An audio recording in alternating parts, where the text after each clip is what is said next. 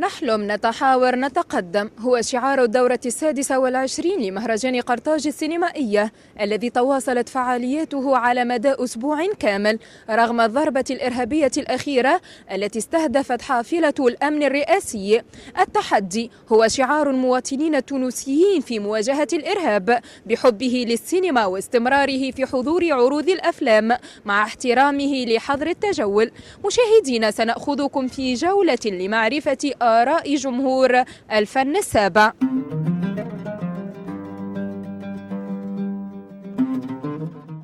شنو رأيك في أيام قرطاج السينمائية؟ والله حاجة باهية وحاجات جدد، أفلام جدد يعني وتعلمنا منهم برشا حاجات. قدام من فيلم تفرجت؟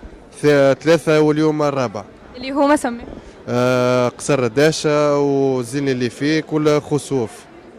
شنو الأفلام اللي عجبتك شدت انتباهك؟ قصر الداشة فيلم تونسي، والفيلم يعني زيني اللي فيك يعني جت يعني برشا تداعيات وتقلقات من هذا الفيلم. والخسوف يحكي على برشا حاجات يعني منهم اللي صاير توا في تونس، ويحكي حاجة باهية ومساجات يعني باهية يعني للشباب، يعني كي يمشي يتفرج خير ما يمشي للحاجات أخرى. ميساج هذا للإرهابيين، معناه للضربة الإرهابية اللي تزامنت مع أيام قرطاج السينمائية؟ والله يشوف، اولا المساج للامن ربي معاهم، وهما يعني واقفين معانا للدرجه باهيه، وكان ما جاش هما يعني واقفين معانا نحن ما نجموش نعيشوا. ان شاء الله ربي معاهم، وان شاء الله تونس ديما لاباس، وتحيا تونس.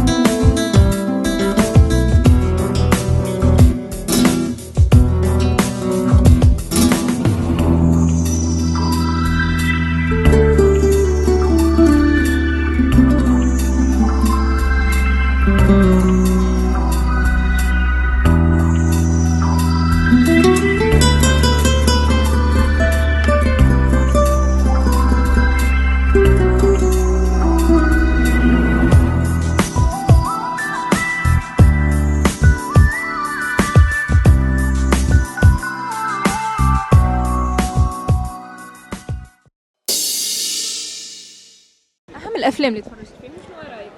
أفلام أجنبية فلسطينية الأكثرية. تفرجت في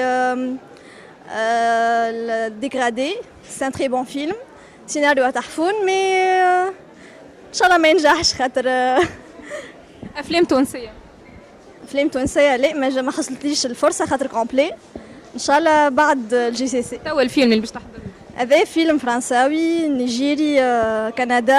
عندك فكرة معناها؟ أي سي ان معناتها everything will be fine. ان شاء الله يطلع فاين.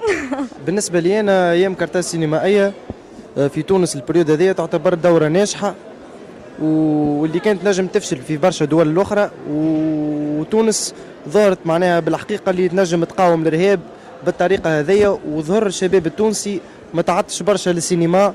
واللي انا بالنسبه لي حاجه ممكن نلوم فيها اللي الدوره حسيتها قصيره شوي، معناها كنت نجم حتى تكون اطول معناها نتاع بريود نتاع جمعتين اكثر شوي. مي شنيا حسيت الشباب تفرهد نحى معناها برشا ستريس. الافلام اللي تفرجت فيهم؟ بالنسبه للافلام اللي تفرجت فيهم، اول فيلم تفرجت فيه هو فيلم زين اللي فيك ماتش لوفد نتاع نبيل عيوش، اللي طرح قضيه اجتماعيه كبيره ياسر اللي نشوفوا فيها في العالم العربي، واللي تعبر على فئه من العباد اللي قاعده تعيش في الحاله هذيك، ومن الفقر والتهميش اللي خلاها باش توصل معناها تعمل الحاجات هذوكم. وفيلم ثاني تفرج فيه فيلم زاد مغربي، فيلم جوق العميان زاد كيف كيف. والفيلم اللي معناه افلام تونسيه فيلم خسوف الفضل الجزيري، فيلم عجبني برشا، خدمه طياره برو واللي اكتشفنا فيه زوز ممثلين اللي ان شاء الله عندهم مستقبل كبير، اللي هو عادل الجزيري والممثله ياسمين اللي خدموا خدمه كبيره برشا ونشكرهم انا. وان شاء الله ديما ايامنا سينما، وان شاء الله ديما دوراتنا ناجحه وبلادنا ان شاء الله ديما متألقه.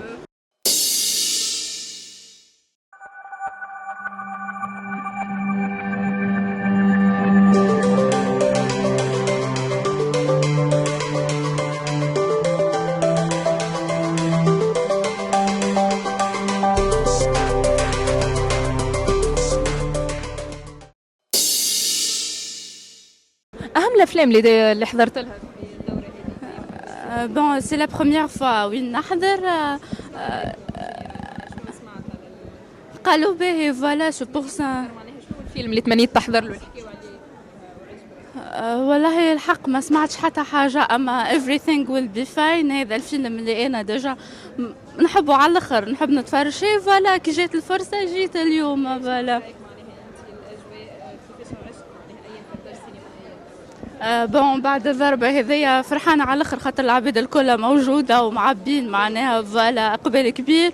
وفينالمون معناها هذه تونس ما لازمناش نخافوا مهما يصير، نخلي نقعدوا قويين. وتحيا تونس هكا.